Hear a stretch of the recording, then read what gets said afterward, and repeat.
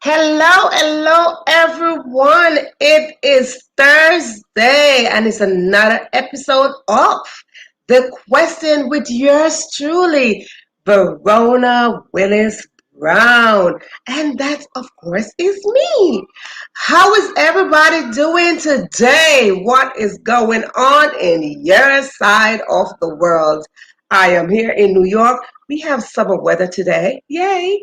I don't know what you had, but I was grateful to have some summer weather today. I love me some summer. So, you know what we do on Thursday. We ask questions. We get in discussion. We roll into some topic, and today we have hot topic coming up. Oh, I oftentimes tell you that you should have your drink ready. I don't know what you drink. What do you drink? Water, tea, wine?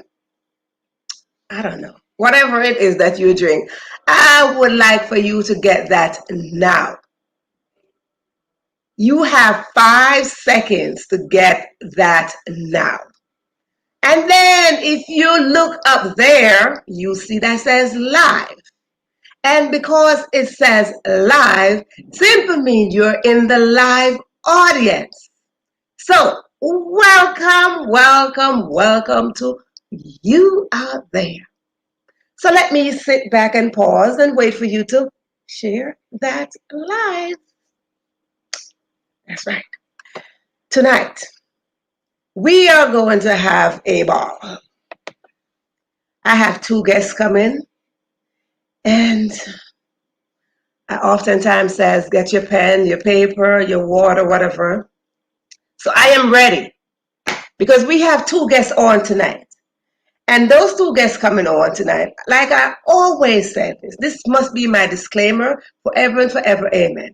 I don't put them together because of the title of their books. I only put them together because the universe says so. So without further ado, I want to introduce our very first guest. I will allow her to tell you where she's tuning in from. The second guest, I will let him stay for last. Let's just save the best for last, I tell you. But I won't tell you why I saved him for last. I have one male and one female. So I am going to put our very first guest up today. And her name says it all, different. So my dearest dear, let me have you. How are Hey, you? hey, friend, how are you? Thank you I so much for am having me. Hello good, to your good. audience, everybody out there. I'm so happy to be on your show. So grateful for the opportunity to share my story, my testimony, and my new book and my business. I'm just so excited. Thank you, thank you, thank you. Yes, I get excited on Thursday. I love Thursday. I call it Thanksgiving Thursday. So I love me Okay, there some you go. Thursday. Woo, woo, woo. So I Mhm. always, this is the question. So welcome to this episode. And my very first question is always this. How are you doing? Well, as long as I wake up, I say I'm blessed. I mean, because it could always, the mantra I live by is it could always be 10 times worse. Somebody got out there got it 10 times worse than you. So, just wake up, you blessed, especially with this pandemic. Me, myself, and my family alone, I've lost four people this year. And Wow. so it's just a wake up call for me. And I'm just grateful for the opportunity. Every little thing, everything matters. It's just little bitty things that matters most now. This pandemic has just, gave me a slice of humble pie I've never ever had Yes. before. And Right? so I just, everybody out there that's just watching and listening, just peace and blessings be to you. I pray for you and just hope that God cover you in his blood and keeps you in the palm of his protection for you and yours. And so you asked the question how I'm doing. I'm blessed. How are you, friend? That's right. And I am doing great because you are doing great. Yes, I Ah, like it. If you are blessed, I'm blessed. We all blessed. We're in this blessing thing amen. together. Yes, that's how we do it. Because I oftentimes says this. People don't really take that question seriously. They really don't. Mhm. Because it's so fluid. You know, they use it so fluid. How are you? Mhm. How are you? No, it's a serious question. Like, how are you doing seriously? Yeah. For me, it could be worse, but hey, I'm blessed. So that's just my response. But thank you Yes. again for having me on your show. I'm in your world now, so just however you want to do it, I'm rocking in your plan. That's So right. yeah, I'll let you So lead. You what know, you we ask whatever you want.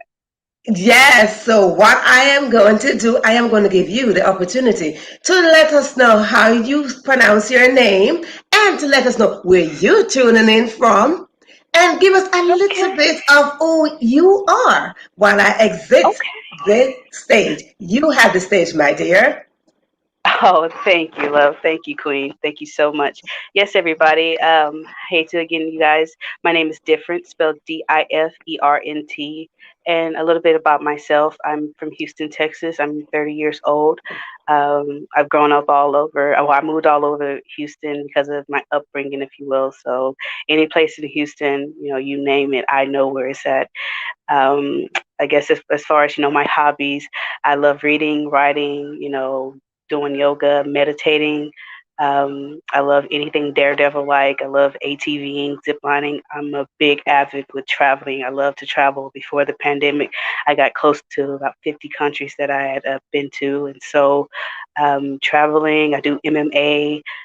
Before the pandemic, again, I did a lot of cage, well, not a lot of cage fighting, so to speak, but I did cage fighting and Brazilian Jiu Jitsu, and I still do. But however, I just had to focus my main goals is with my book, that I have working on. So, with that being said, I guess as far as my background and upbringing, coming up.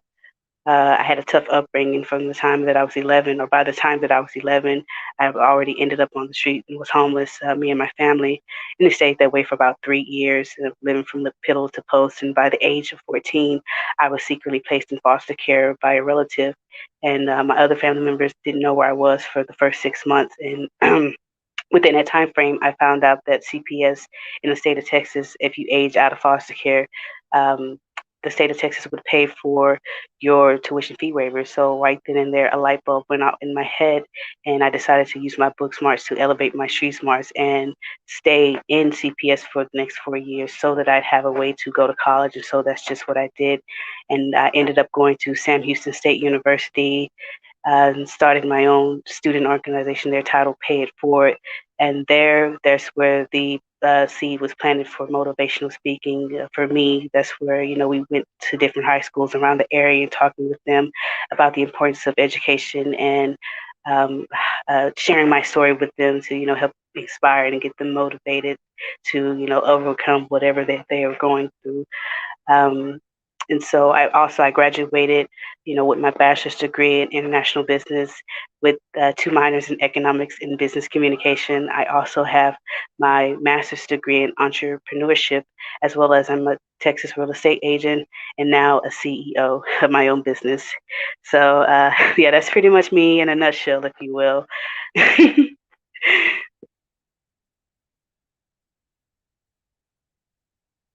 I try to come in every single week with my pen and my notebook. And I try to keep up with my guests and what they're accomplishing and what I need to celebrate. And I am Mhm. trying to keep up as fast as I could with you, Yeah, honey. I'm a fast talker. I'm sorry about that. Listen, I'm like, what, wait. I'm like, wait, okay, what, wait. But honey, I just want to celebrate you. I just want to Thank you. celebrate all of that. All of That's that. because of God. Because of God, not Yes. me. It's with God. It's His work Yes. flowed through me, and I'm just an example. That's what I pray before I leave this earth. That my life it stands as an example of the way God can move through you, and how He can take you from the back into the front, no matter what you've gone through. No matter what your status was, and no matter what family you were born into, He can take you from out of any poor situation. He can take you and put you in a situation that would thrust you and your families years and years and generations forward. And that's just what he's doing for me. After years of planning and manifesting and preparing is finally coming to a head. And I'm so excited to elaborate more on that with you and how Yes. it all came into play with my book and my business, and just how being spiritually in tune with God, and attacking my mental health and getting real with that, and how it all in tunes, with who I am and what I'm about and what I want to bring to the world. And so I'm so excited to talk with you about these things, and with I the am audience as excited. Look, well. I am excited too. I am so listen. When God is in it, listen here. Mm, When God is in it, all that we've been through was for a purpose. amen. All that we survive is for her purpose. All that we are going through right now is still for a purpose. It's just that we never ever could see it because we are so distracted by all the pulls and the poking and all the stuff. We got Hmm. all so caught up in that, so we never see the true purpose of what is happening. I mean, You right you about that, mentioned Queen. You are right. you mentioned at age 11 you were already homeless. No Hmm. one at age 11 thinking, "Oh, I have a purpose." Right? Nobody's thinking that, like, "Oh, what's my purpose of being homeless?" But you Yeah. persevere through it. Oh, trust me, it's battles, and it definitely is now. I'm dealing with those issues as we speak. I'm not a perfect person. I No, definitely, with all the accomplishments, don't get it twisted. I have my faults. I have my ways. I'm a work in progress, and so anybody out there who's listening, please know I'm not perfect. I'm human. I do right. make mistakes, but what you see is what you get, and I try to put good into the world. I'm a very big believer in putting good karma out into the work. Of what you put out is what you get back. So What I you try get to do back. right by people, and just stay true to myself and my beliefs. So that's just what it is for me. And it's But simple because if you plant a banana tree, you're not going to get orange. hmm there you go.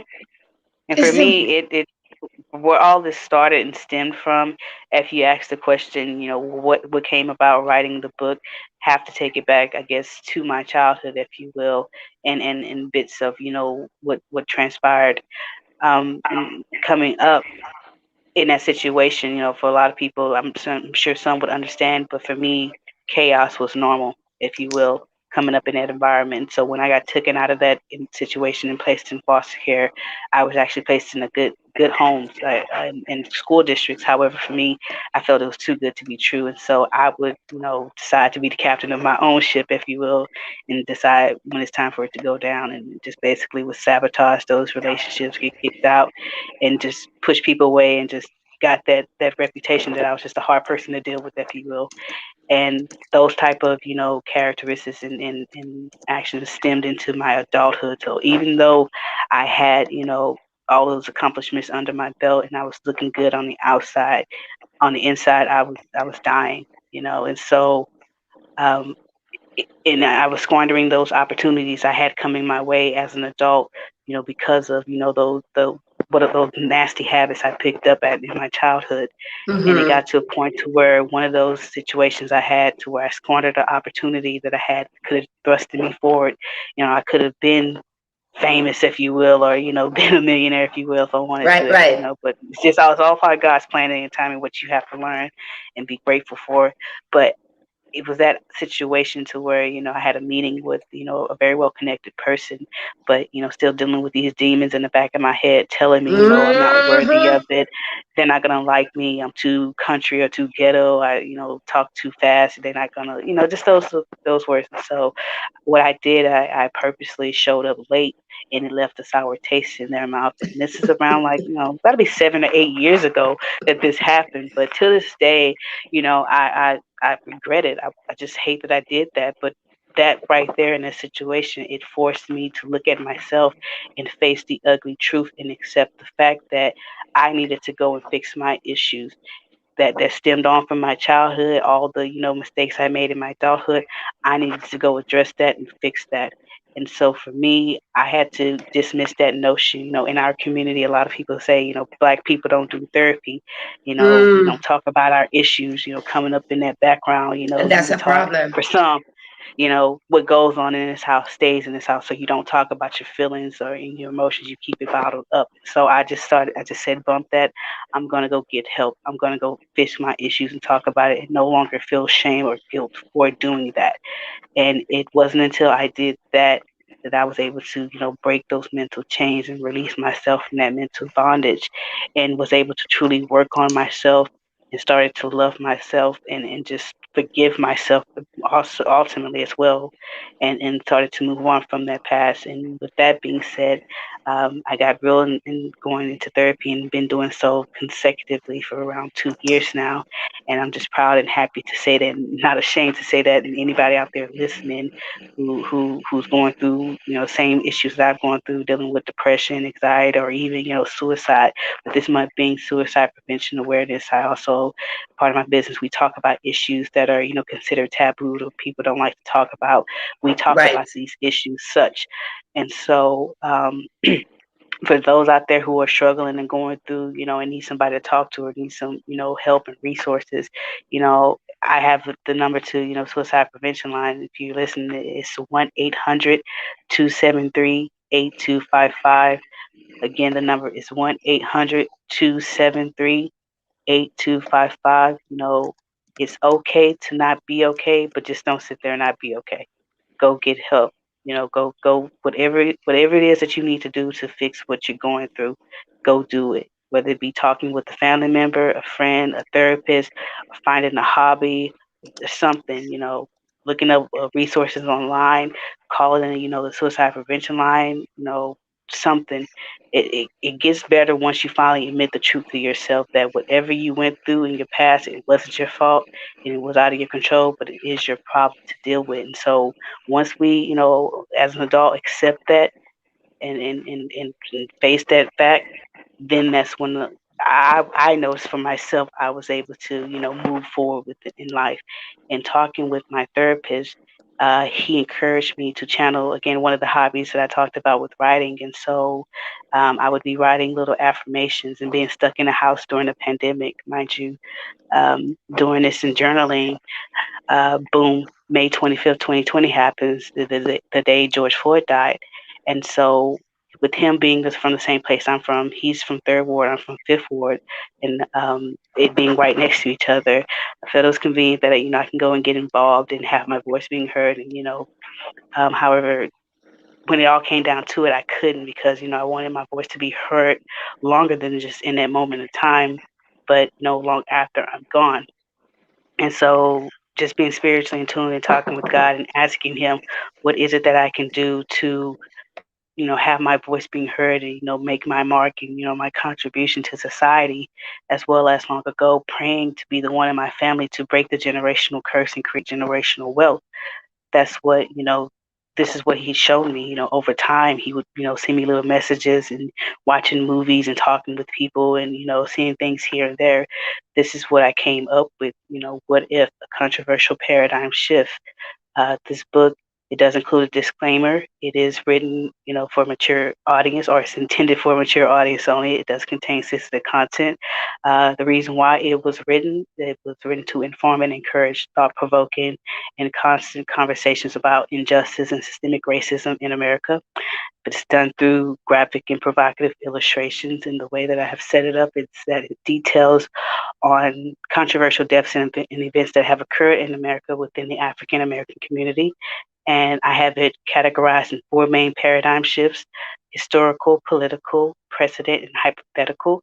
And within those main paradigms, there are sub paradigms. So ask those questions. So, for instance, in historical paradigm, I ask a question: what if in 1619 Africans started dealing in illegal slave trading, and whereas they kidnapped millions of English men, women, and children and brought them onto slave ships into America. So I ask those type of questions, and then I have those illustrations showing you the picture, basically race role reversal, excuse me, showing you, what if this happened to you and your ancestors, or what if this was happening or still happening to you and your people in present times? Would this be okay? If not, then why is it okay or justified when it happens to, an African American person? And so with that, that was the issue, bringing ahead and talking about, systemic racism. And so I do this, started writing, little by little in June 2020. And I finished the writing portion by December 2020. And I contacted my lawyer for it, and she reads the manuscript and she gets back with me and lets me know, hey, I think this is awesome. It's going to do great. But what's the name of your business? And I tell her, I kept telling her my book. And so she's like, I don't think you understand. You need to have a small business if you're going to sell a product to the public. And so right there, I'm hitting the ground running. And one thing about life, what it teaches you is that when you think you know something or just got the hang of it, it comes through and knocks you off your high horse and reminds you don't know a thing. And so from December 2020, from March 2021, I had to hit the ground running, just learning everything about owning a small business in Texas. I had my mind set up on doing real estate, if you will, but God had other plans for me, and it became more than just about the book. It transpired and grew into, me having a business. And so, uh, again, talking with God and just having that spirit of discernment and praying with him and asking him to show me the way to what business that is going to be suitable for me to share with the world, that's going to make an impact. And this is what I came up with: Third Eye Entertainment LLC, a business that strives to bring social awareness to society through our products and services that educates, entertains, and inspires all at once. And so we also have a motto that we live by. It's called Manifest, Plan, and Prepare. So, in delving deeper into that, it is our theory, if you will, that in order for one person to gain guaranteed success in life, they must, one, manifest and speak into existence what it is that they want in life, and remove all fear and doubt and replace it with faith in their heart and mind that what they believe and speak into existence will come to pass. Start taking up action as far as like writing it down on paper, speaking it out loud, saying affirmations to yourself. Secondly, move on to planning it, plan what it is that you want to accomplish and achieve in life. Thirdly, prepare for what you're about to receive. And what I mean by prepare is it means to get your house in order before whatever it is that you are praying, asking God to bless you with. Make sure that you have your house in order and that you're ready to receive that blessing, that manifestation. So if it means going to fix your finance, getting your credit fixed, getting your health in order, mending those broken bridges, getting your mental health in check, whatever it is, you have to plan and prepare for that, so that whenever you receive whatever it is that you're after, you don't squander it, or you'll be able to handle it better. And so that's what we mean when we say manifest, plan, prepare. With the pandemic, for me, like as I told you, I've already lost 4 people, this year alone. And what it has taught me, and it should has taught the world, is that life is not promised. And tomorrow, you hear one day and you go the next. And so, for those who out there who feeling like they, it's their time to achieve greatness or they're meant for greatness, it's now or never to go after your wildest dreams. I try to tell the audience, it's time to reprogram your mind and you have that mindset that you're trying to get rich during the pandemic, or you're gonna die trying. For me, I always joke with my friends, telling them, you either on that comeback like you're on that come up like Cardi B, or that comeback like Robert D. There is no more in between. So for me, I'm on my come up, if you will. And so that's just a message that I try to bring with the audience as far as, the service side of Third Eye Entertainment. Again, we offer motivational speaking. I do a travel vlog as well as a food vlog and vlog, detailing my travel experiences is with the food and culture, and so as well as talking about those issues that I mentioned before that are considered taboo and people don't like to talk about.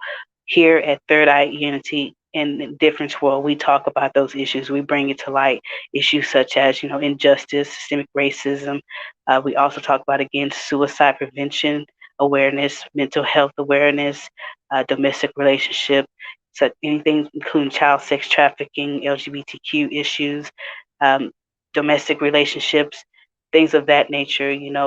Any issue that's always often swept under the rug, or people don't like to talk about, we push that envelope, we talk about it, because those are the issues that are holding us back, and those are the issues that are going to continue to hold us back unless we talk about it and address it, and then come up with ways to change them.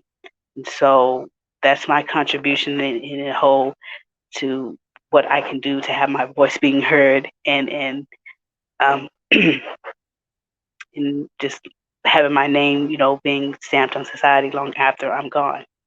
So uh, that's what it is. That is true, and that's the whole point. We should always build something that we should live on when we are no longer here. Hmm. That's the whole point. Because if we are not building to live on, what is the purpose of building? What is the purpose of that? Hmm. You're not building just for today. You're building for the next generation that's coming behind you to say, Hmm. okay, I learned something. Exactly. Exactly. And I so acquire with this something. book, again, I don't mean to cut you off. So again, with Alyssa, with this book, although It's it okay. is set up in a gritty and grimy way, the ultimate message of this book, if you, again, it's intended for a mature audience. So if you understand it, you can muster through the first three main paradigms and make it to hypothetical. You see the main message of the book is to encourage, not only conversations about these issues, but unity and compassion for one another and for mankind. We are all going through something, internally, whether it be, with our health, our finances, and relationships, sexual orientation, whatever it is, we are all struggling with something. So why not be kind to one another when you're walking past them, instead of passing judgment on them just based off the way they look, And so with this book, it is my hope and prayer that over time, I'm well aware that, change doesn't happen overnight and it takes Right, more than one right. person. But it is my hope and It prayer that starts with this book, somewhere. it starts somewhere, maybe not for this generation, but what if this is the generation that plants the seed for the Mm-hmm. next generation, and they carry the torch on and on. And so, again, just if I can do something, it may not be much. This book may go nowhere fast. I don't know, if I'm pretty sure people are going to have, some negative things to say about it. But again, what I've learned, from our previous one, number 45, is that you go where you celebrate it, not where you tolerate it. And what that means is, with him, he had over 75 million people condoning his actions, and yet and still. And so what that resonates to me as, no matter what you stand for, what you believe in, what you say, or how you act, it's always going to be somebody to, condone and support what you're doing. And so no matter what, that's where you gravitate towards. So you go where you celebrate it, not where you tolerate it. So with this book, for those who are out there saying that may even want to try to get that notion that this book is some sort of tool or instrument used to encourage, the black community to uprise against the white community. No, it's not. It's simply, a book that's meant to push the envelope, meant to make you think in ways to make you uncomfortable. It may get you a reaction, but the point of that reaction is, whether you're talking about it good or bad, your bell has been rung and you can't unring the bell. And that's the point, when you share your opinion, somebody else is going to give their It rebuttal. doesn't And matter that's how the exactly. conversation starts. And that's the point of this book, is to start the conversation. And And I so, and I see whether if it the goes nowhere title. fast, at least they talked about it. At least it's been stated. At least it's been acknowledged or said. And so they may not get the message right now, but later on down the road, Yeah. what, you never know. So for me, I didn't want to live with the what if factor if I didn't write this book. And Right. so What I'm if he so, didn't? Right. What yeah. if? What So if we didn't hear your story? What if you didn't write the book? And you mentioned something about paradigm shift in the title of your book. To the mm, listeners, can you explain to them what is paradigm shift? so paradigm in itself is I don't want to confuse or mix intertwine the word, but what I got from it is just a situation that changes from one side to another, if you will. So, and the paradigms can be, applied to any, not just with, racism. You can apply it to gender. You can apply it to, work equality or sexual orientation, so different paradigms, if you will. So the paradigm that I'm talking about is racism, and we're shifting the race. So instead of happening to black people, it's happening to white people in the book. Mm-hmm. And so and I say the word controversial because it's going to bring a lot of controversy, if you will. This issues that I'm talking about is controversial. They're very true. The only thing that's different is this a race role reversal is happening to white people instead of black people. But the book does include a disclaimer as well as references to counter any attempts of people saying that this is a defamation or a slander book or is spreading lies. These are all actual facts and events that have occurred Actuality, in yeah. America within the African American community. The only difference is it's just a paradigm shift in regards to race.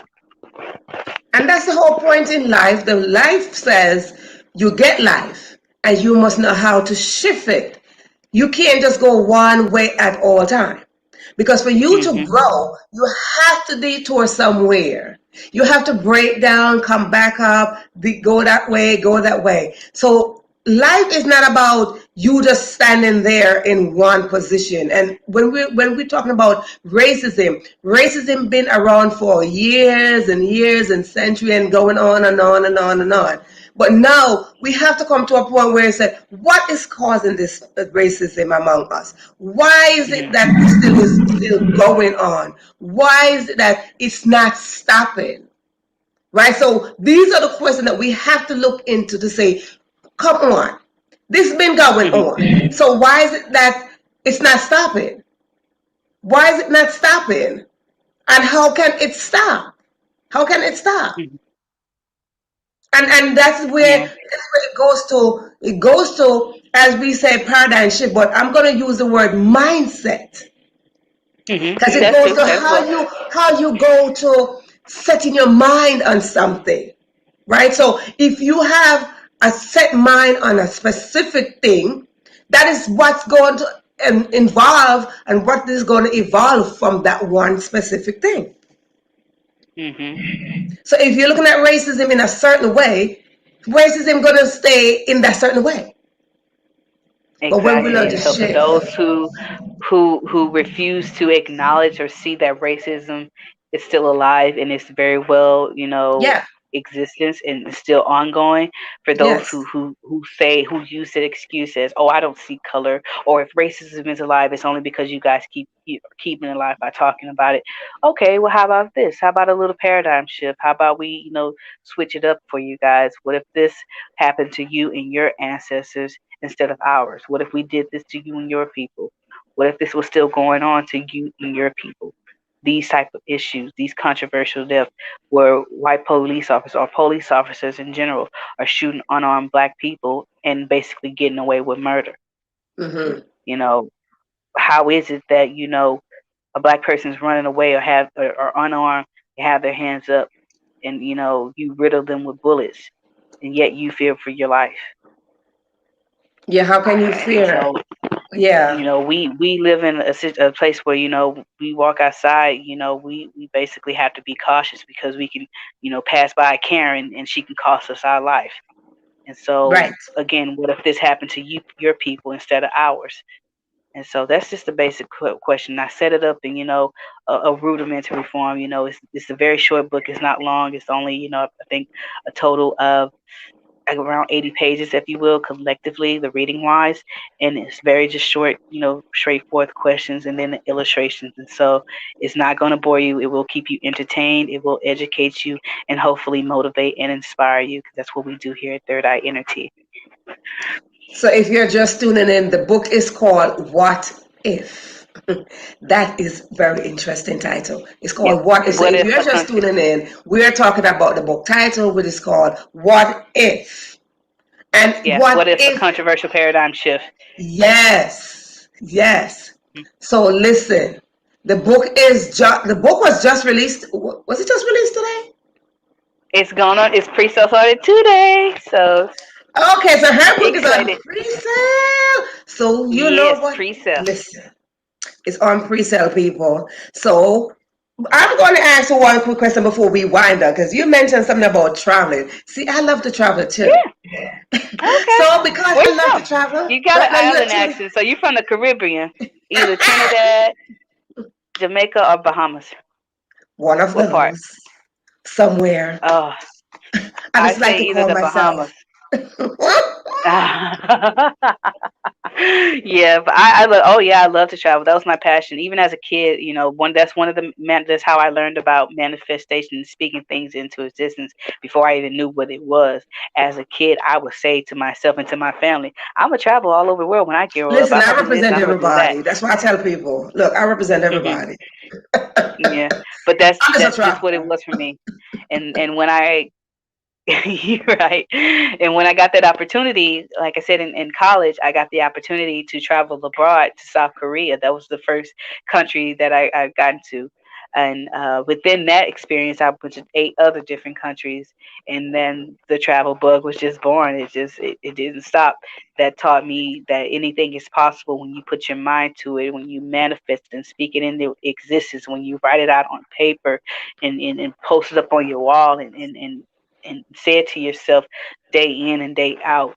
It Those things, it comes to you. So whatever it is in life that you are wanting to achieve, it's possible. You just have to manifest, plan, and prepare.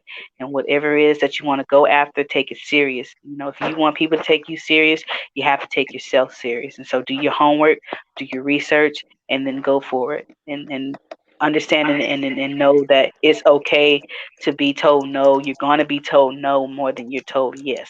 And so accept that notion, be mature about that and just go for yours. And eventually you will get there. It won't happen, overnight, but give yourself at least 2 years. That's what I say, 1 or 2 years, and it would you will see change. You will see results. And so, yes, the pre-sale. Back to that, it is available now. It's only $20.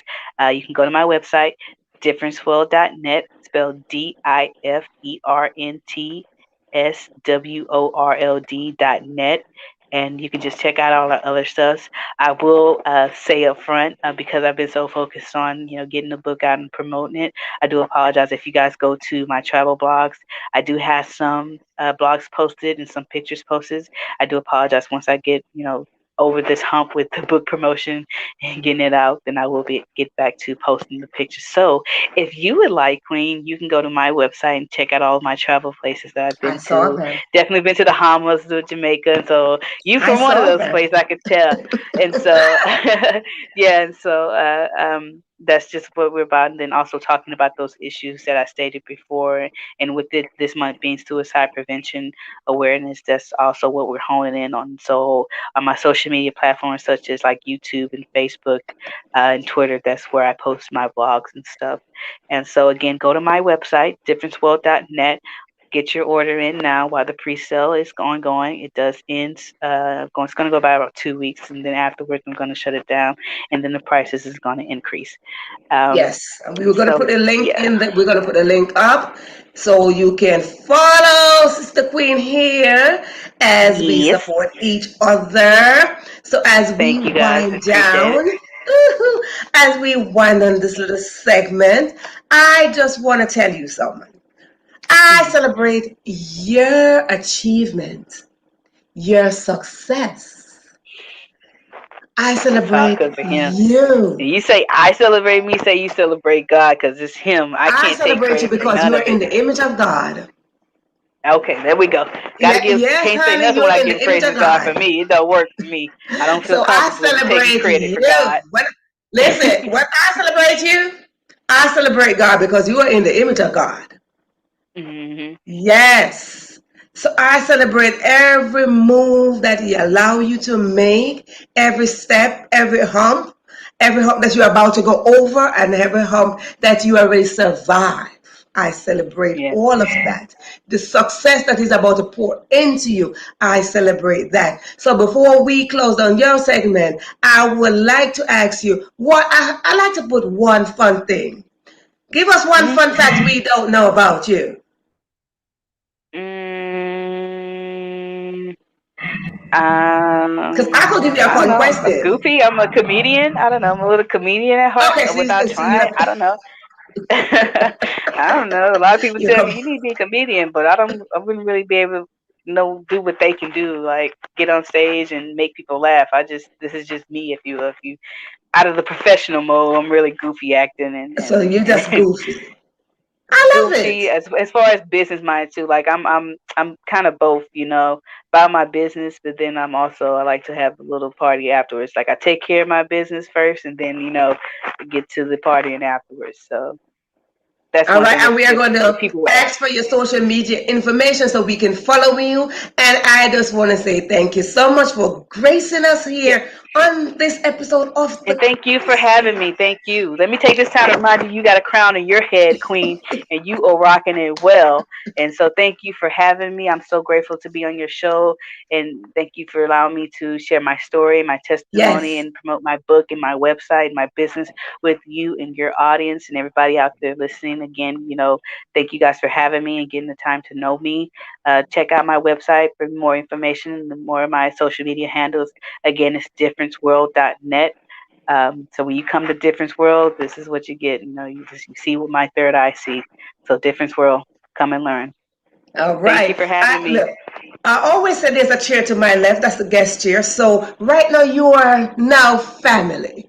So now you are welcome to come back anytime you wish to Yeah. come back because that's the Anytime you'll family have chair me. right here.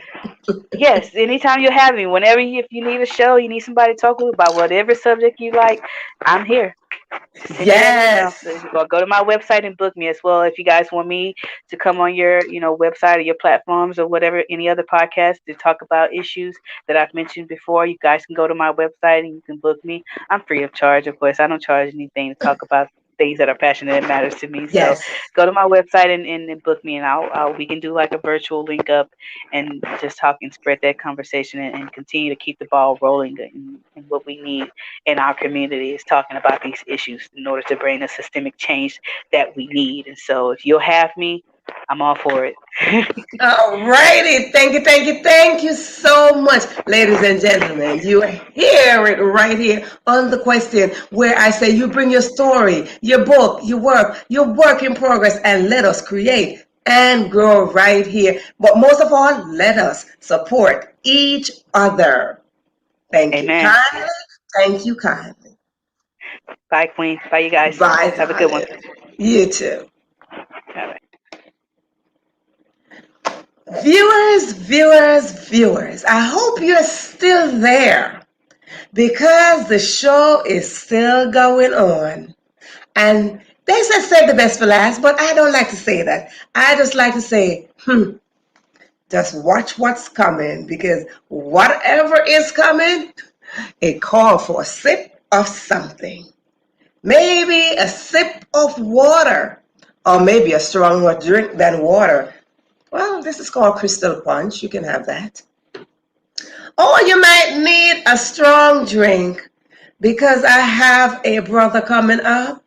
And while you're getting something to drink, you see that up there that says live? Yes, share this live. But while you're doing that, you might want to turn on your AC, or you might want to get your fan, or you might want to make a makeshift fan because my brother is coming up and he is going to have a hot topic. Yes, I love hot topics. So, as I said, hot topics. So, find a way to cool down because it's about to go over the cliff. Without further ado, again, sip your water.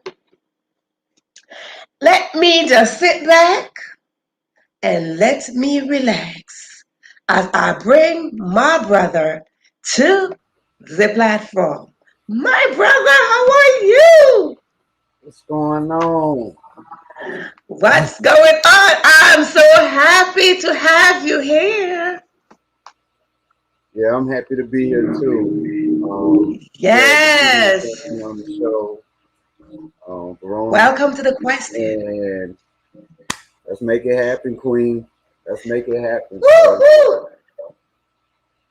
And like I said, this is a question, so I always like to ask my guests. The very first question is, how are you doing? I'm doing really great. I'm happy with what is going on with my book. It's really taken off. Um, it's sort of like, when you start out doing something and you visualize it, but once it start happening, it be like, whoa, what have I done? So that's the feeling of my book series change. Hmm. Yeah, I'm feeling very Well, good. listen, we're not even going to talk about the title yet. So I am going to give you the opportunity to let them know who Jay is and where you are tuning in from. So you take it from here and let them know where you're tuning in from and all the good stuff. Yeah, you can mention the book because we're going to need some change after this. Okay. All right. So my name is Jay Wellsby. I'm originally from Miami, Florida, but I've been living in Atlanta for 9 years. I came up here to write my book because I didn't want any crutches from my family or friends. So I just wanted to isolate myself, and I thought that was the best way I can write my book. I'm also a barber. I also do body painting. I also throw events. So I'm like the ultimate entrepreneur. So that's what keeps me going is, making my own money. I'm big on that. I don't like jobs. I hate being told what to do. I'm a Leo to my heart. This is actually my t-shirt brand. It's called the Message Shirts. So this is my brand. That's a lion and that's a dragon. So I'm just big on creation, and I like to create my own money. So yep, that's what I moved to Atlanta for to write my series. Listen, I done told ya it's about to go down right now. He's up in Atlanta tuning in from ATL, You know it. and we're about to take it to the ATL stop.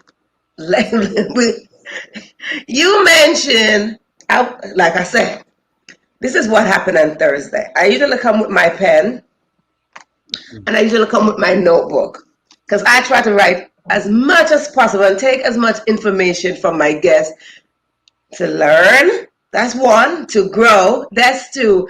And to sit there and say, wow. And then to celebrate you. So I come prepared. I come prepared. So if you see me do like this, it's because I'm trying to keep up with your brother. I'm trying to keep up with you. Because you just said you're a barber, you're a body paint. Listen, that was a whole bunch of stuff. Yeah. But that's what it's supposed to be. That's what it's supposed to be. We are creatives. And we're supposed to create. You know it. If we're from the creator, we supposed to create. That's all I like to do. So yeah, so I'm not even gonna go over what you mentioned. You're a barber, I'm not even gonna go over that. I'm just gonna call you a creative. Simple. I'm just gonna call you a creative. My brother Jay. That's all you're gonna be, a creative right now. That's it. Yes. And you mentioned somewhere that you had to move away from your family to write your book. And your book is called Change. It's called Change or Never Change. Chief name within. It's actually a sequel to it. It's Change 2, The Consequences of Cheating. And the last series is Change 3, The Redemption of Jacob Richardson. And so the reason why I went into this is because I thought cheating was so prevalent. I work in a barbershop, so I'm around men all the time, so I get to listen to a lot of stories. But I'm not snitching, so I say what they say. I've also been in situations where I have female friends that talk to me about, them cheating as well. So definitely in my 20s, I was still on first type of cheat.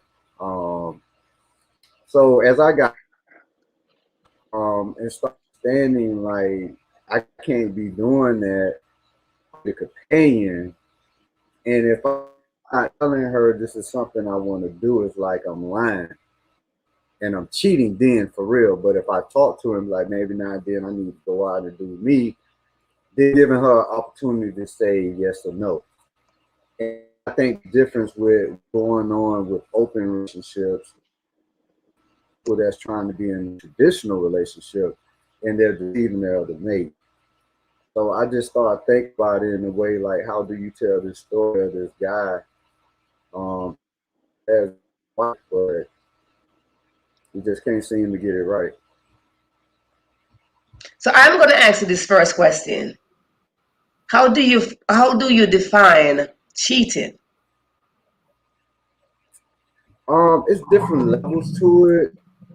So when you start entertaining somebody, generally whether you phone number, whether you're flirting with somebody or somebody's flirting with you, and you're receiving it and you're not batting it down or explaining to a person that's something that I don't want. That's cheating more than likely start happening. Another part to it is the actual act does bother me personally if a woman cheated on me as much as the preparation of deceiving me does. When you're telling me that I'm going on a girls trip, but you actually, going to meet with a guy. When you sit there and say, I was out to the club a little late, I had to drop my girlfriend off and know that you went to see a guy. The preparation is what would probably piss me off a little bit more than the actual act. So that's definitely what I see as cheating. It's just different forms. Maybe I don't even have the money to give you, and you hit up another guy that probably has more money than me, and you take the money from him. I can look at that as a form of cheating, because everybody 9 times out of 10 equates cheating with the physical act. I'm looking at what leads up to it more so than I look at the physical act. But that's So just if we go into that, sorry, go ahead. That's just my personal opinion. So if we go into that a little bit more, we could say it is lying. Yes. It is lying, because if I am in a relationship with someone, the first thing I am going to do is to lie to that person. If I am going to be with somebody else, I am going to lie. So the beginning of cheating starts with lying. It does. It starts with And lying. then when you lie, then lie 1, lie 2, then lie 3, and then lie 3 trying to cover up lie 1. So that line becomes a big envelope of lies. Yes. Then you open the envelope and then you start sneaking. Yes. Right? And then you start sneaking, and whew, that's a lot of work. Don't you think? When you're younger, well, when I was younger, I definitely had the energy for it. But with age, having businesses and doing this and doing that, and money flows when you're cheating, right? Regardless of the fact, whether you're paying for gas, whether you're helping the other young lady out, because she's gonna need something too. She might don't need what the wife needs or the girlfriend needs, but you're still kicking out money. You're taking time away from other things that you could be doing, like being with your kids, working on your business, being a better husband, a better boyfriend, those types of things. So when you're cheating, you're taking time away from something that you need to be doing, because Yes. the other one, she needs time. Yes. He needs time. So yeah, that's I just started looking at cheating differently as I got older. I mean, when I was young, it was more like a pleasure thing. It was more like a power trip. It was more like things that possibly have been instilled in me since I was young and didn't recognize it until I got older. Whether it was through music, whether it was through my dad, whether my uncles, whether my friends, whether people that had influence in my neighborhood that had a bunch of women. It was things that I saw as something that men were supposed to do. It made you cool to have multiple women and to be able to, like, oh man, last night I was sleeping with this girl and this and that. And the person looking at me like, man, I know you got a girl at home, but it's just power tripping. Most of So the you time. do you believe cheating only when you're married? Because now, say you're married and you are cheating. You think that only happen when you're married? What you mean? Like Do you think like we that only boyfriend, when you're girlfriend? married it becomes such a big topic? Were you married compared to boyfriend, If girlfriend? you're That's what you. married and Uh-huh. you're cheating on your spouse, Yes. or so this is one scenario: you're married and you're cheating on your spouse. You're not married and you're still cheating on your boyfriend, whoever you're with.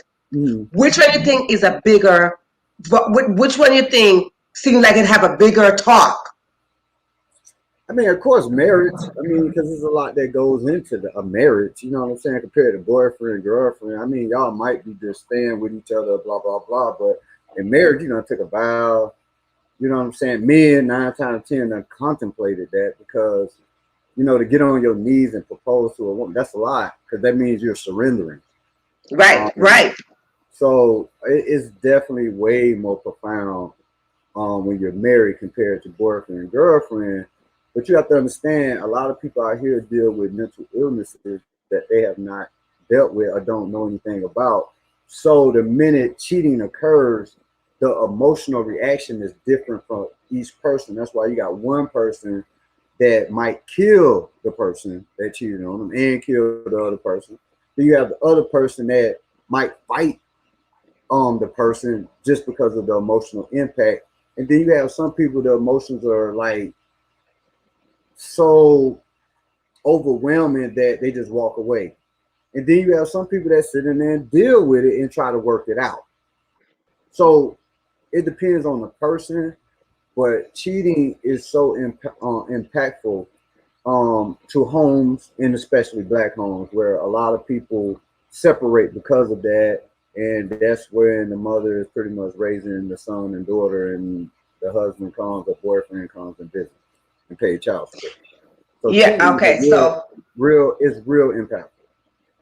all right. So, see what happened is when you cheat is because you are trying to find some form of emotional attachment to something.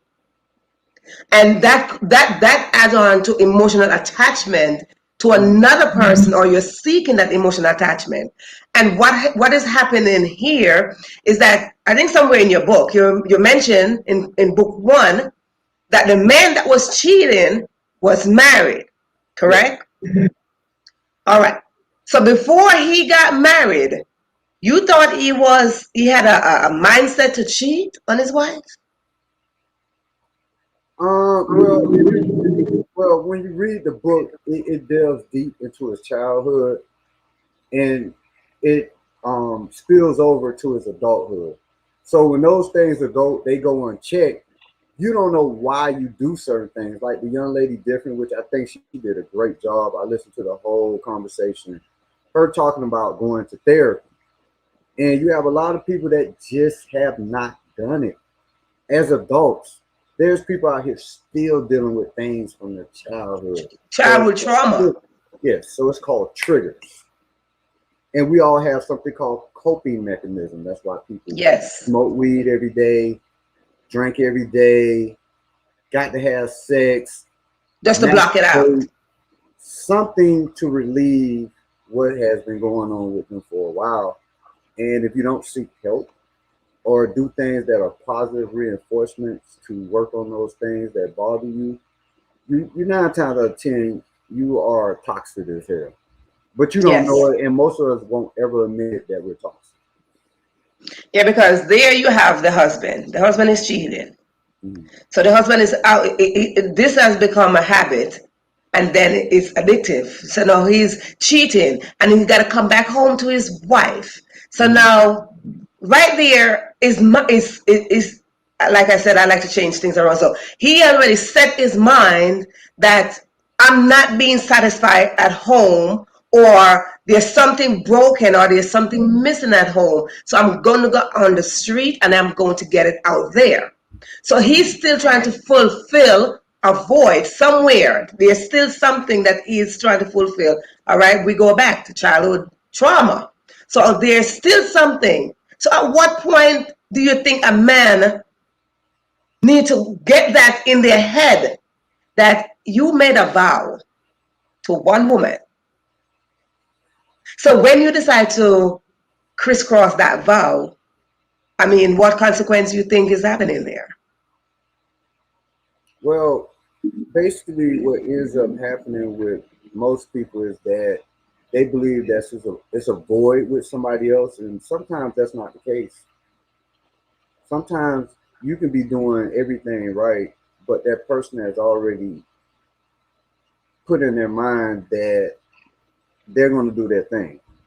So it's never anybody's fault.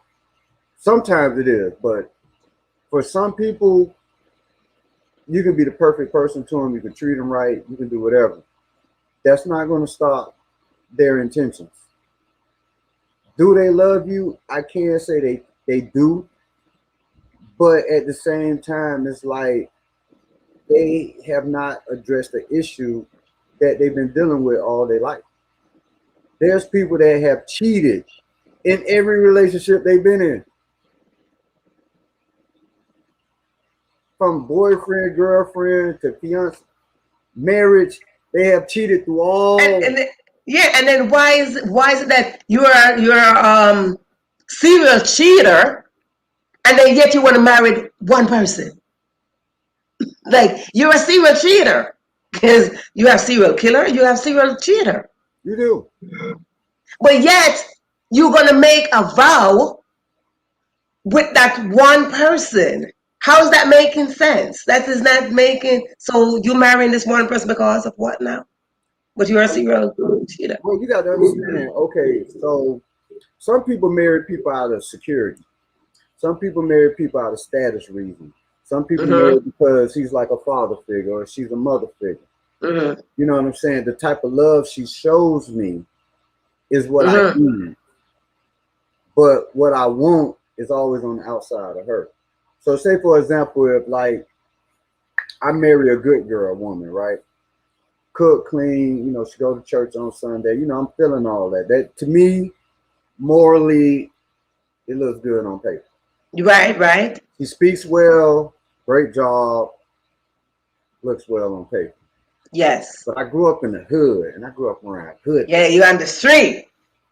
So even though my wife has all the qualities of a great wife, she can't give me what Keisha gives me on the side. That other side. So what is Keisha offering you that she cannot offer you? What I'm saying, okay, so nobody can be LeBron James and Michael Jordan. They can't. I always need me a rebounder. If you understand basketball, do you watch? Do you know what I'm talking about? So I need me a rebounder. I need somebody to assist. I need dirty players. So it's like a collective whole of people that I have to make me balance. Yes. It's like with a woman. Like she can have a good husband, but he can't fix cars. Right. They're good in different areas. So it's like people do things sometimes to balance themselves out. Yes. Like you'll see a girl and she be around this ratchet ass chick, but she's so proper, this and that. You're like, why do you hang with her? And it's all because the other girl balanced her out. She gives her other side. Like, so with a husband, me going out and being with this ratchet ass shit that probably ain't got nothing going for herself. For that one moment, I debrief from real life. So that's why certain people cheat. And I'm not saying all the time. Then that time when women have their moments where it's like they going through stuff and it's like the man sitting over there like, I don't understand that. Like, I need to bust a nut. Like, he's not thinking. Right. He's not even, he's just sitting over there like being selfish. And he'll be like, you know what, I'm gonna go to the grocery store. I'll be right back. I just think men have a problem thinking. Men they're not logical. They just do. I think men just do. It, like I said again, it's just a challenge. It's like one day I might like chocolate ice cream and the next day I might want vanilla. It's sometimes the shit is simple. Like it's not even as complicated as people make it. As my first guess, a paradigm shift. Paradigm shift. I don't know. Sometimes men think this way, and then next day they think the other way. And you got women, man. They just as awesome, man. Women. But look, all right. So all right. So we're not gonna dog the men. Men, we are not dogging you. I'm not putting you down, men. But I'm going to say, men, you got a problem. and some of you women got a problem. All right. So now I was gonna touch that now. So come on, let's bring it. Cheaters, stories. Men, women. Who do you think holds, let's say, the top? Who you think does this the best? Women, all day. All day. And I'm gonna tell you why. And I had a show and we talked about this earlier. I said 9 times out of 10, a man will not marry the neighborhood hoe. But a woman will marry the neighborhood dog. Because it's like I won. Like I won him. Like it's a fucking sweepstakes. Like I won. Men don't feel like I won. Like men don't feel like they won the hoe. They be like, nah. So it's a difference. So the reason why women can out cheat a man any day of the week is because we always think we made the right decision. We do. When a man get married, they saying to themselves, I did not marry a hoe. And why do you marry? You see, it goes back again when we said this. Some people got to think about, why should I get married? That should be a question. Why do I want to be married? That's what they need to ask themselves way ahead from the first day they met. Why do I want to be married? First thing they should say that. Why do I want to be married? Because when you become married, now you become like this. It's like you become restrained. So you don't have the freedom to do what you normally would do. So men, I'm going to go, because I'm speaking for the ladies now. I'm on the ladies. I'm speaking for the ladies. Men, lacking self-discipline. We can discipline ourselves. But I believe men are lacking self-discipline. And it comes with age, not even age. Let me retract that. It comes with maturity. Because you could be of age, but you're not mature. What do you say on that? I mean, I agree. With age and time and maturity and, looking back on certain things in my life, it kind of changed the dynamics of the way I look at relationships. In my 20s, when I was out there getting money, doing this, doing that, and women was throwing at me and I wasn't saying no. My brother like, no, you're there, I'm taking you. That's it. I mean, I wasn't saying no, but now, like, I'm single, but I'm like, when I do meet my queen, my wife, I'm gonna be ready to be her because I don't have a lot of energy to chase women. Like, when I was younger, I don't like calling you too much. Some shit just aggravates me. Like when I was younger, I probably look at it like, well, that's a challenge. Now I'm looking like, man, I ain't got time for that shit. So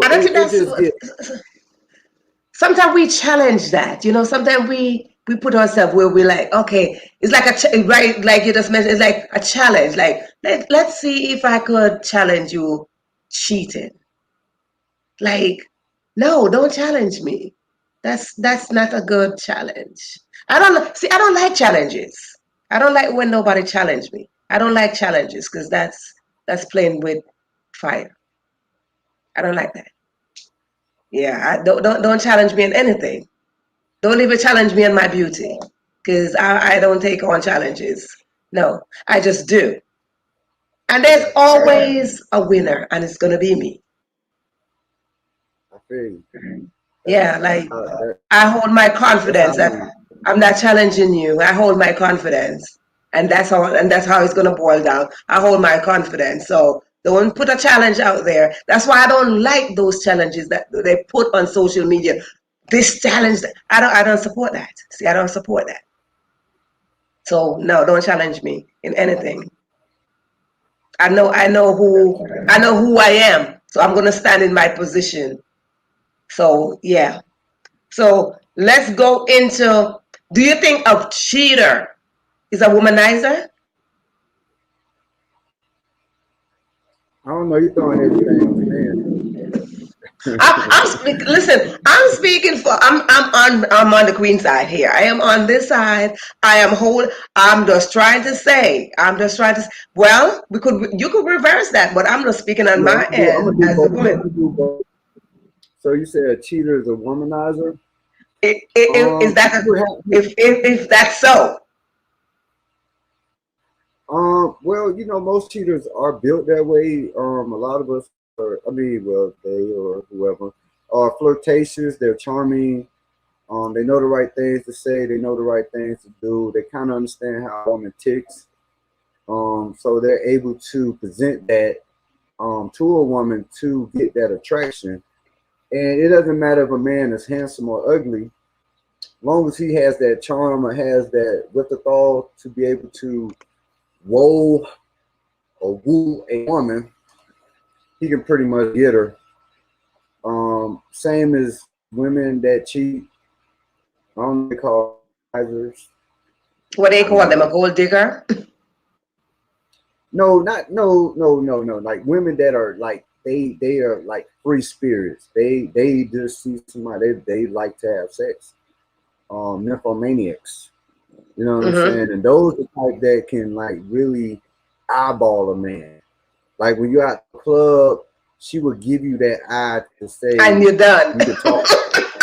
Yeah, you know what I'm saying. And then when you I talk suck to her, you if you right say a in. couple of right, they have the skills, and that's why you have those one night stands. It's not just the man. The woman had to play her role in it. You know what I mean? Because you know women are always the victims.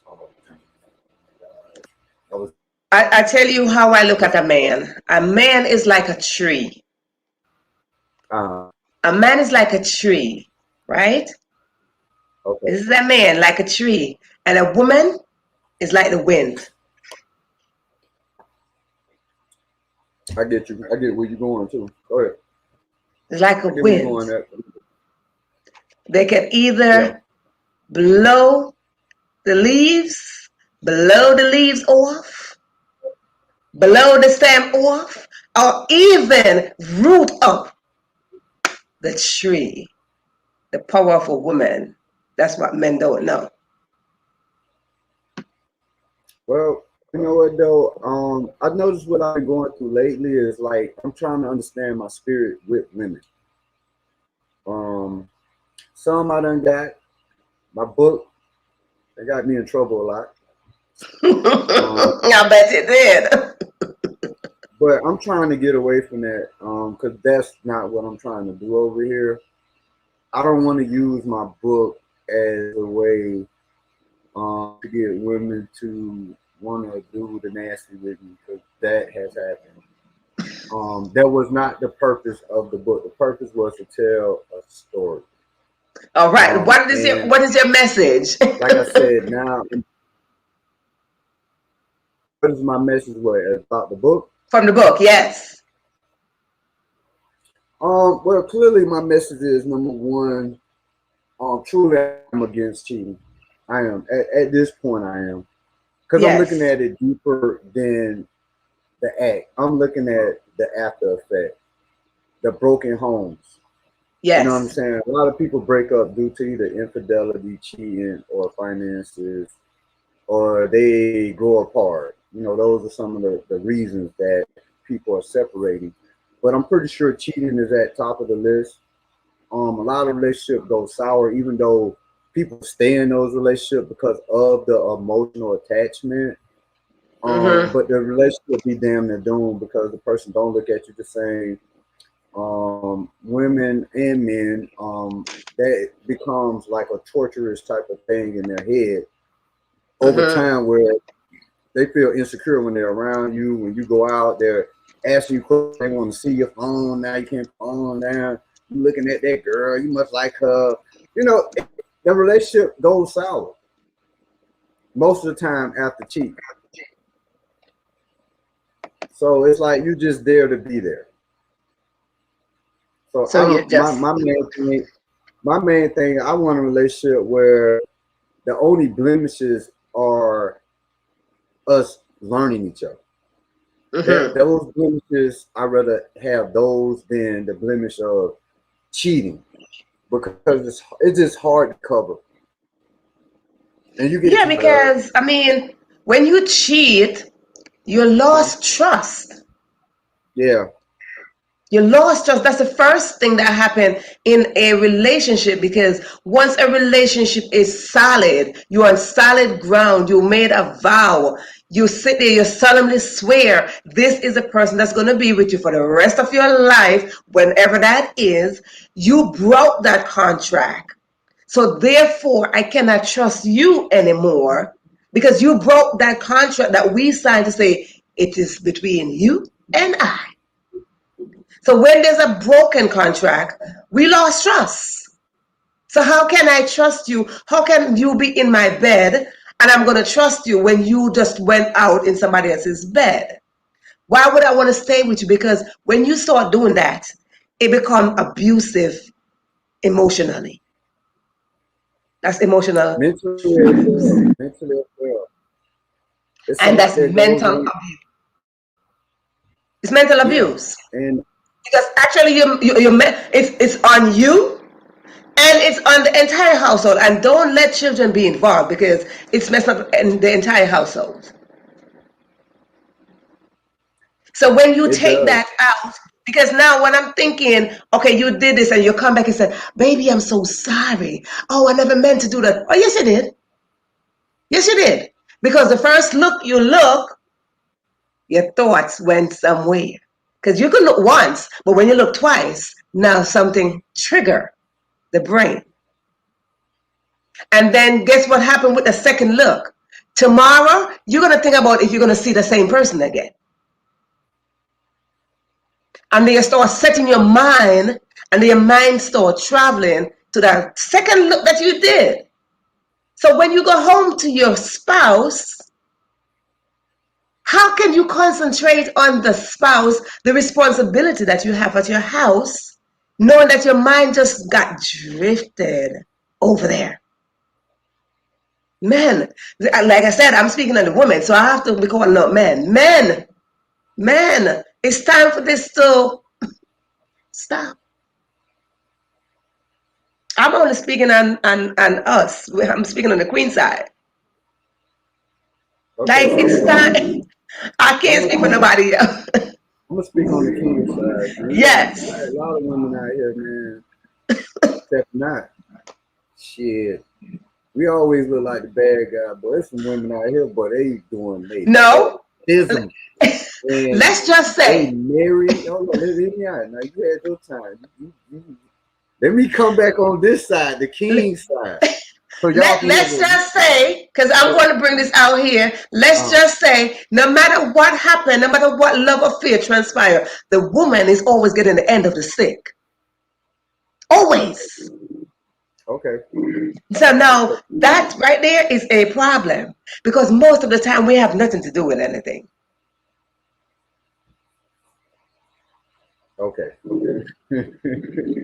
But like I said, man, some women out here, they doing their thing, man. They get out, they sneak. Women are sneaky as hell. They'll put up this perfect ass front. And you got some women, they so good with cheating that they'll make it seem like you cheating, but they cheating the whole time. There's always men at women. Like, I don't give a damn. Women get hit on way more than men. Period. So women are always tempted. You know what I'm saying? Men are always in women inbox. Ain't like a bunch of women be in my inbox. I'm like, oh, Jerry, You wrote a book, I'd like to come over there and give you some advice. It's always a dude willing to give a woman his penis. Always. So it goes back to men. Men are not disciplined. Yeah, but like I said, you got some women that fall weak, or they'll just see a guy they like, or they'll just get tired of the dude they got at home. Like they done saw something suspect about him, but she's still there because of the emotional attachment. But to be honest, she's ready to go. And she might not leave, but she'll sneak around. You know what I'm saying? I'm telling you, I done had my share of women that got somebody.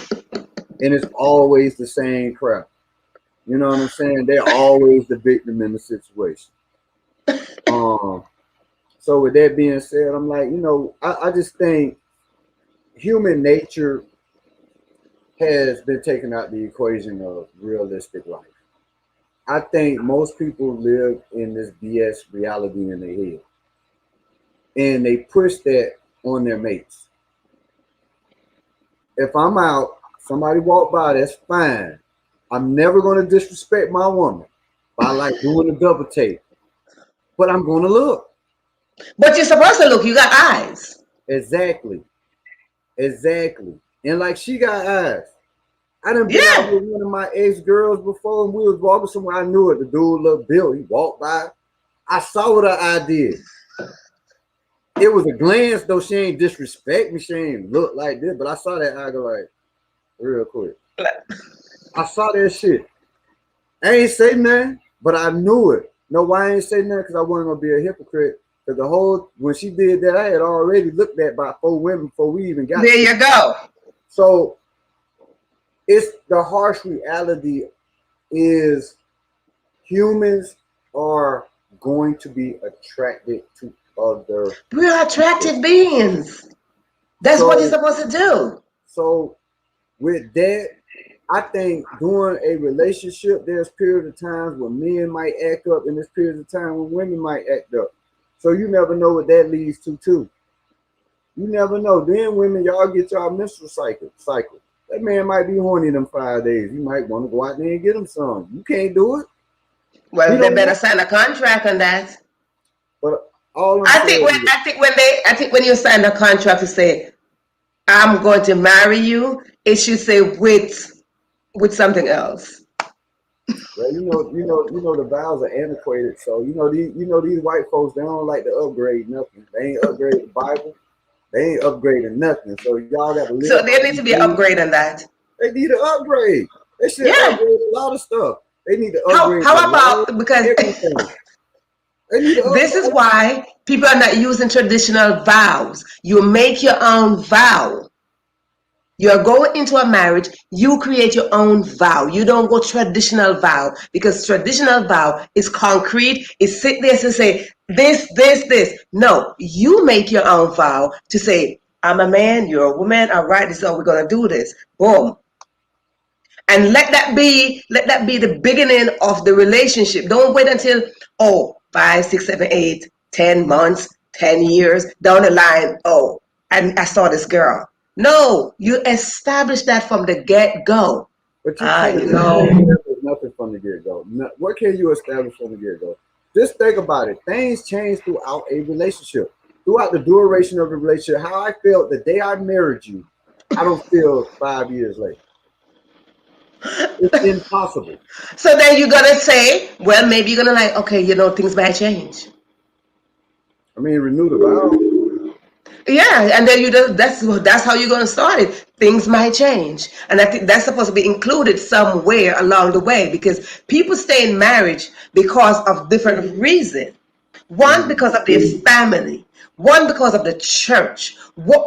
That's 2. 3, because society says. But what says you? You're in a marriage. I agree with that. And that's why you have so many people doing open relationship. Polygamy is becoming popular. You have a lot of stuff that's going on in relationships now that are outside the box type of thinking. And it's working for some people. Yes. Somebody else might frown upon it. Another relationship or marriage is saying, we're happy.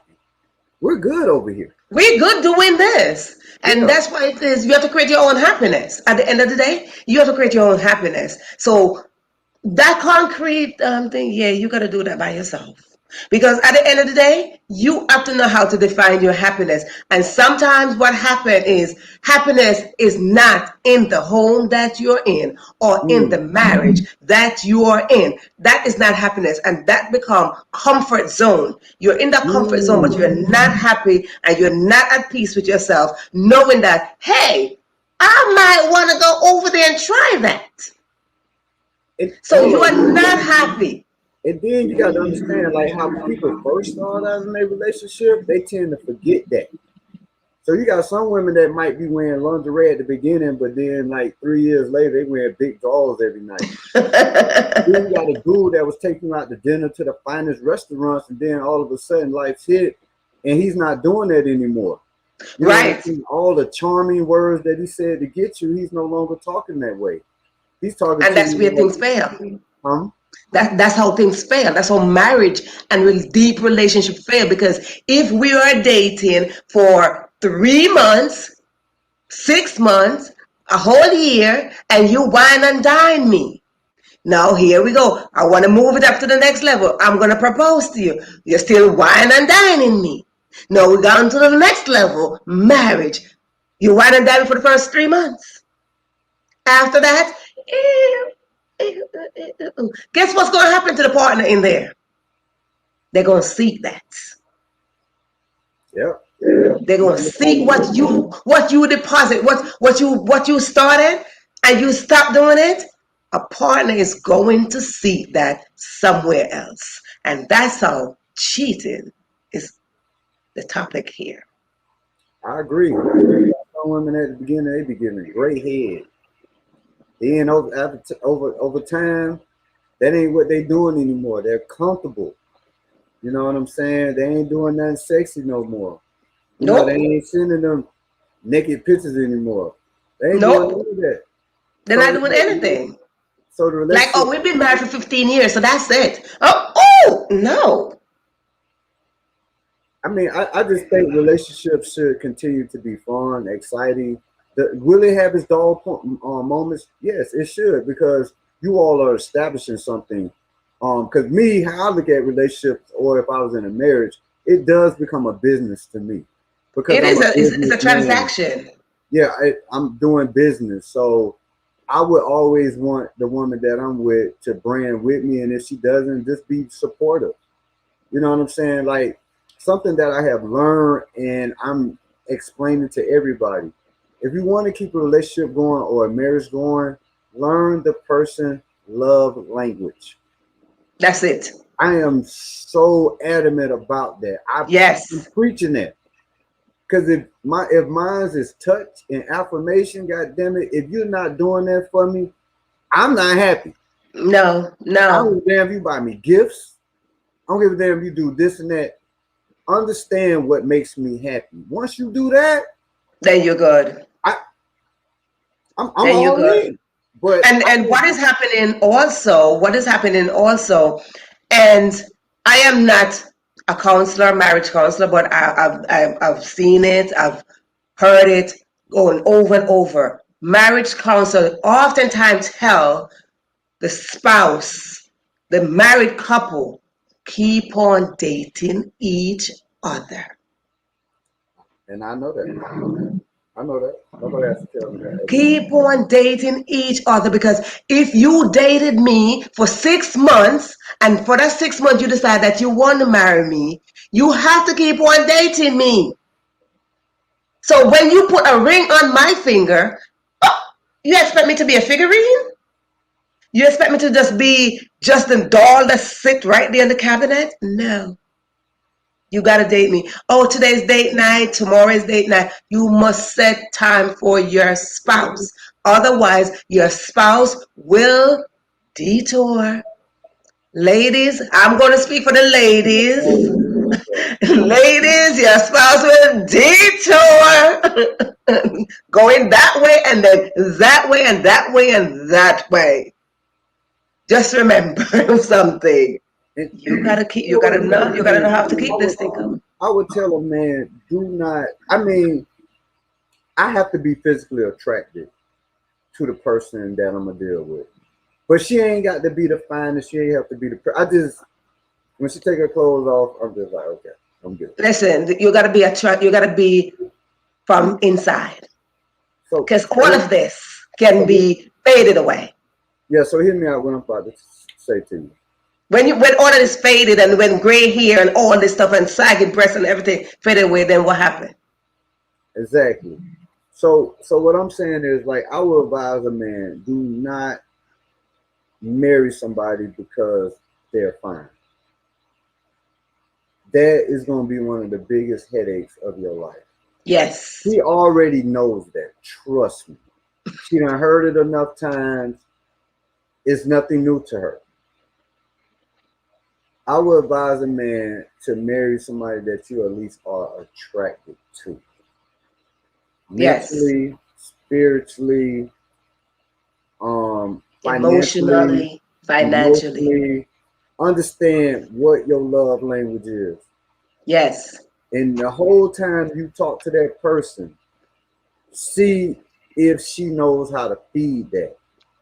If she doesn't know how to feed that, you're going to be one miserable man. Same with a woman. If that man is not feeding into your love language, you're going to be one miserable, cheating ass. You're wasting time. I think it's waste of time. I think it's waste of time. And we got to come to a point where we stop wasting others' time. Because I'm not going to have you wasted my time. My time is very valuable. So when you're wasting time, that is an issue.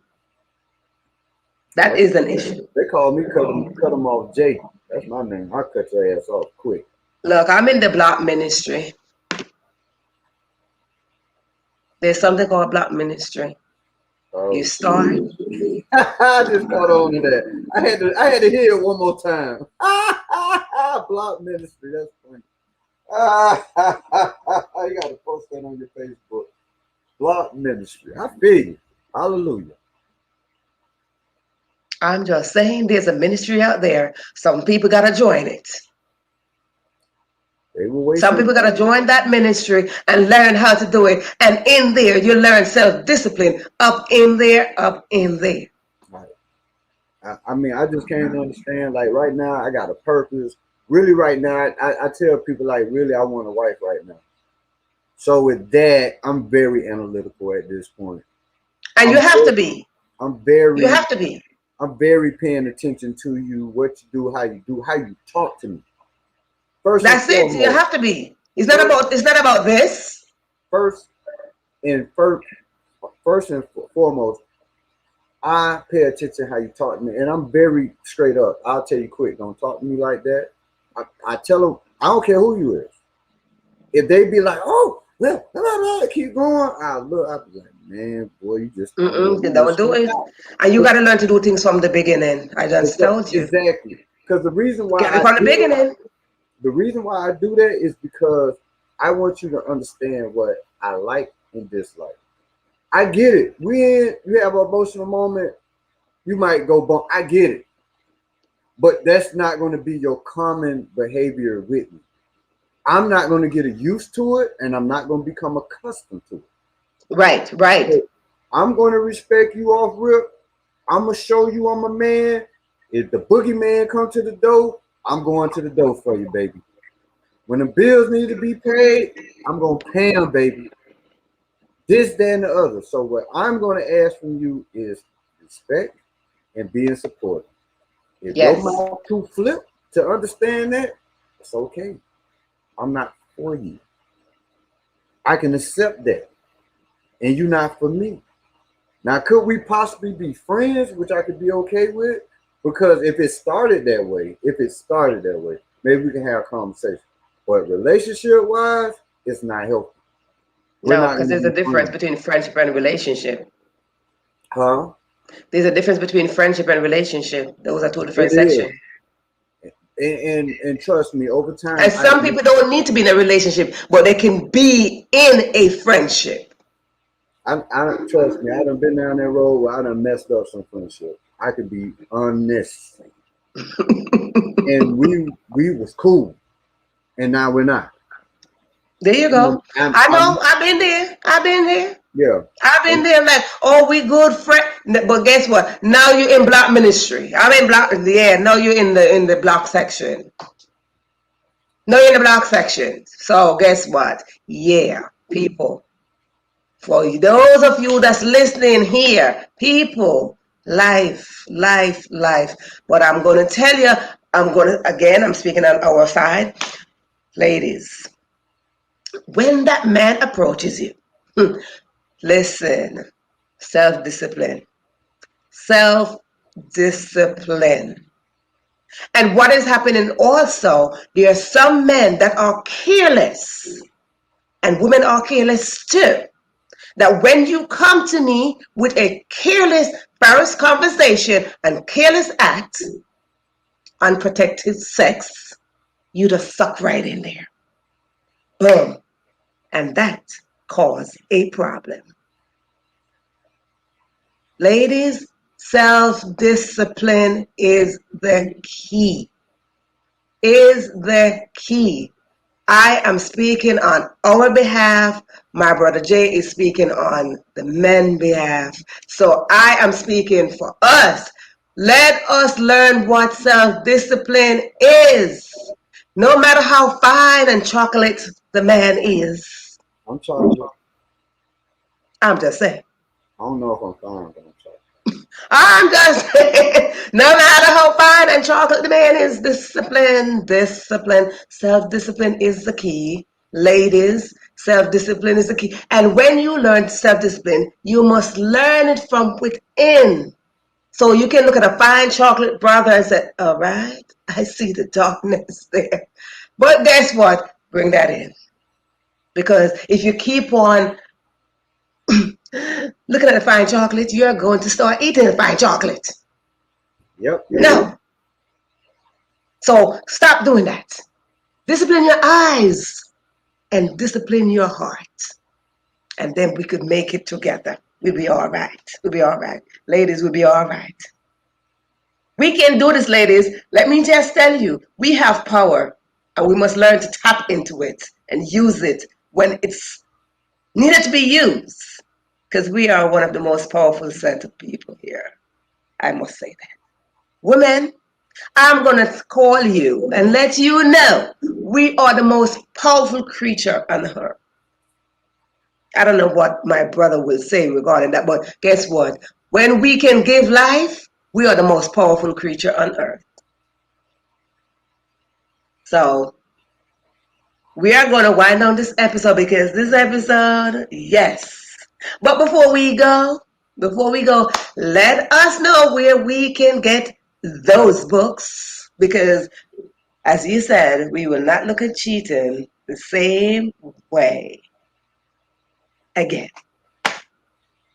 Okay, my first book is Change. You Will Never Look at Cheating the Same Way Again.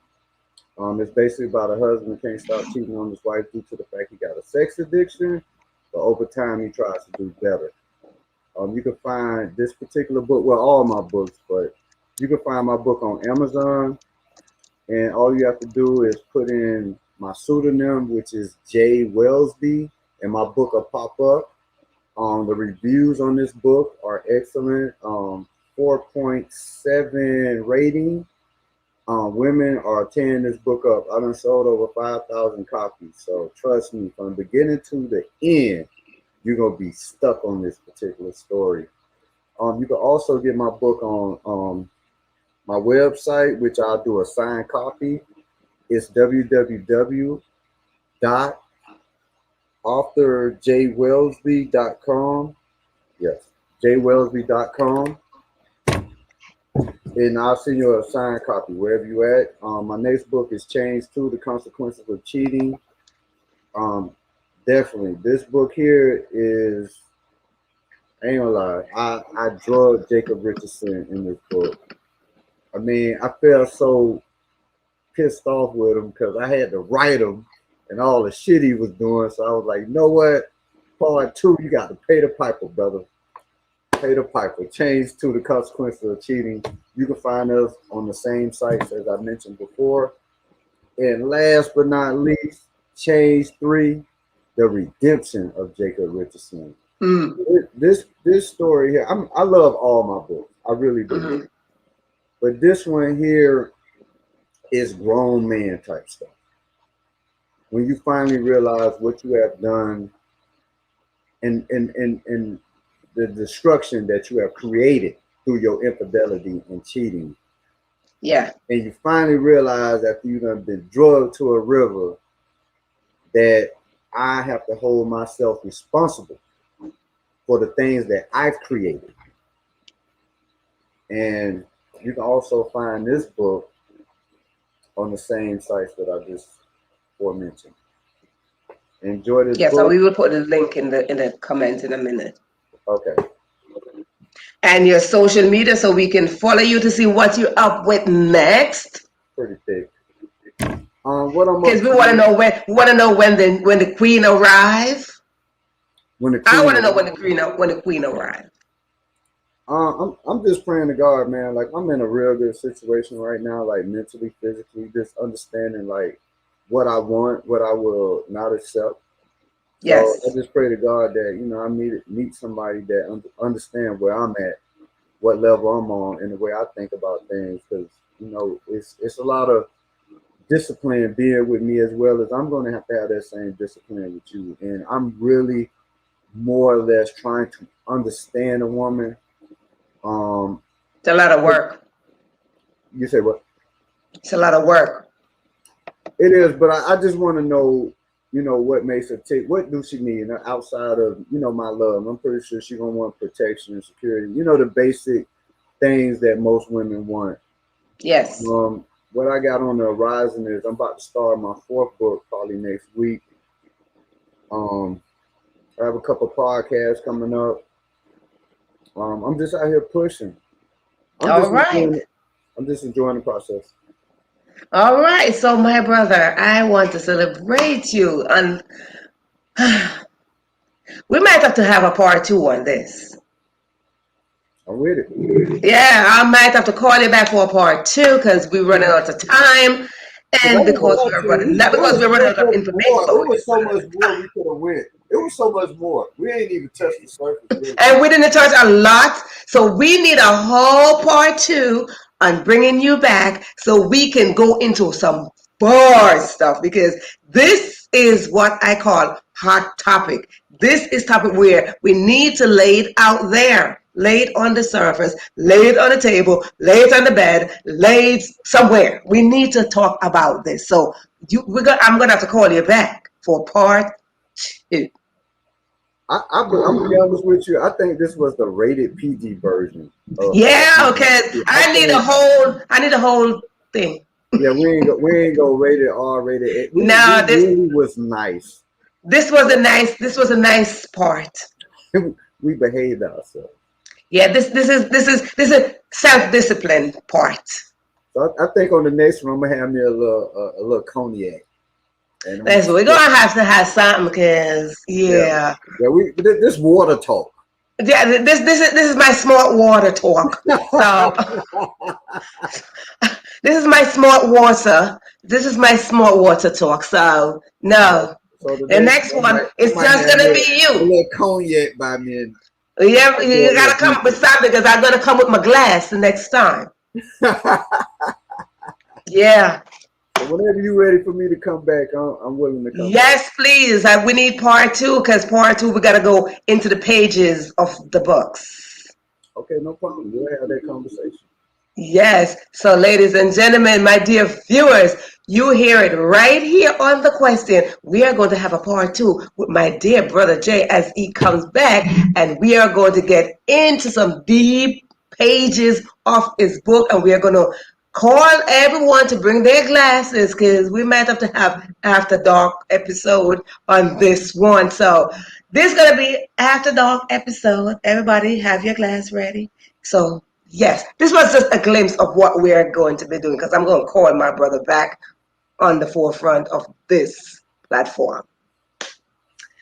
So as we wind down, ladies and gentlemen, You know, I'm your host. You know what I do. I like to thank my guests for showing up. Jay, my brother, your seat is reserved. Right here on my left, your seat is reserved. Anytime, anywhere, over here. Your seat is right here. So this is what I do on this platform. But viewers, I want to leave this message with you that life is a test. You can be tested at any time. And when you are tested, just remember, you can either pass the test or fail the test. But one thing you must know how to do is to learn the lesson. When you learn the lesson, it will determine the end result of every decision that you make. Because every decision that you make have consequences to it. And it will affect you one way or the other. So choose wisely. But before you choose, always remember to ask yourself, am I free enough? Listen, this is your girl closing down this episode, Verona Willis Brown, right here at the question. And that is the question for the night. Are you free enough? And that could be mentally, emotionally, physically, sexually, financially, spiritually, or just free at all. Thank you for tuning in. My brother, do you have a last word for the viewers? Don't cheat.